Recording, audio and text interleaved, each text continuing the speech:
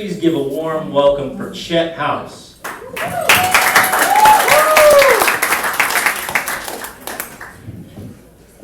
Good evening. What an awesome crowd. This is way better than doing this in front of my mirror.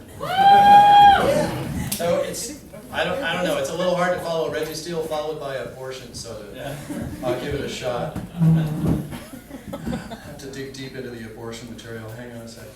So I was in Costco last week. We'll go a different direction.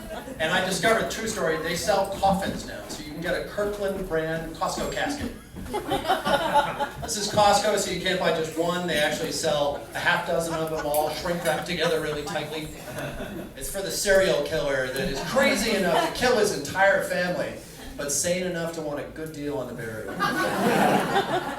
So I was there and buying random shit like you do at Costco, and I got some new scissors. It was really good timing because the night before, the pair of scissors that we had in the house broke. And I saw scissors on the shelf, and I tossed them in the cart without thinking. We broke one pair of scissors that we had for 20 years, and I just tossed a 3-pack in the cart because, of course, this is Costco. You don't buy just one. So I've got 3 pairs of scissors in there. Way too many scissors. But you rationalize it to yourself. You're like, it's okay because I may have an emergency scrapbook disaster in the middle of the night, and the pair of scissors break. I know they break. I have proof at home in my trash. Scissors break. So I've got a backup pair, and then I've got a backup for the backup. So we're all good. I'll just toss them in the drawer. That should be the saying for Costco. You've got more in the drawer. So, I like the low rolling chuckle. So I was there with my kids. I usually take my kids to Costco. They like to go because they get a churro. Churro, of course, is Mexican for donut the size of a piñata bat. And I like to take them because I feel better about it. I feel it's safer for them to be with me. I'm a little paranoid about my kids. So when I had my first kid, my brother gave me this advice. I was really worried about all the stuff I had to do to take care of the kid. Raising a kid's really complicated. And he said, no. It's really simple. Really, a parent just has one job. It all boils down to one fundamental thing. Keep the kid alive. And it's simplified. I know. It took all this complicated mess and it made it much more simple. You're like, well, this is easy. I can keep bad shit from happening to them. And then you become a parent, you realize, no, that's entirely the wrong idea. That's the easy part, keeping bad shit from happening to them. The hard part is keeping them from doing bad shit to themselves. Children are stupid. They're so stupid. They will go out of their way to try to kill themselves. Parenting is like working a suicide hotline for lemmings. My daughter, when she was 2, enjoyed putting plastic bags over her head. She said the view was better from inside there. It took a while to figure out how to deal with this situation, but then finally I saw, for Christmas, I gave her a box of those, the bags they sell for lettuce. They have little micro perforations. It's much safer for her.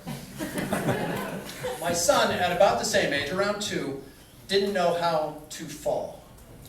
No, actually, I'll correct that. He knew how to fall really well. He did it all the time. What he didn't know how to do was break his fall. You would think this would be instinct, to actually put out your hands and stop yourself from knocking your face on the floor. But he wouldn't. He would just trip a lot. And he would go just face down, just like a wooden board, smack on the floor. Every single time. We had to actually train the instinct into him. We would lure him out onto the carpet and then just give him a quick shove. And then finally he learned the art of self-defense against his nemesis, the floor. And you're looking at your kids, and you're going, how did they get so dumb? And then you remember the stuff that you did as a kid. And you start to get an inkling. So I remembered this thought I had when I was a kid. I was surprised to learn that when I drank anything, my breathing tube would close. It's an instinct in your body. It automatically shuts down the breathing tube so that you're not breathing and drinking at the same time. And I remember thinking, this is crazy. I have control over my own body. I've got a mind. I can control this thing.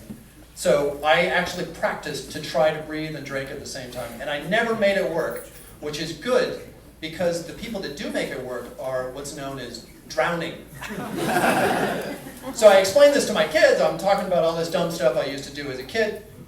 And then my son says, oh, I've done that before. I practiced that. And not only that, he went to the bathroom and he practiced it again. And I realized, it came to me, I had that thing they call an epiphany, and I realized, it's not that they're stupid on our own, it's that we have passed our stupid on to the next generation.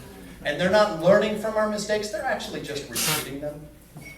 So I like my brother's advice to me, but I have a better tip. If you're going to be a parent, then I suggest you have more than one child, because the chances are very good that the first child is not going to survive childhood. So what you really need is a backup. I have 3 kids. I have a backup for my backup. Just like scissors.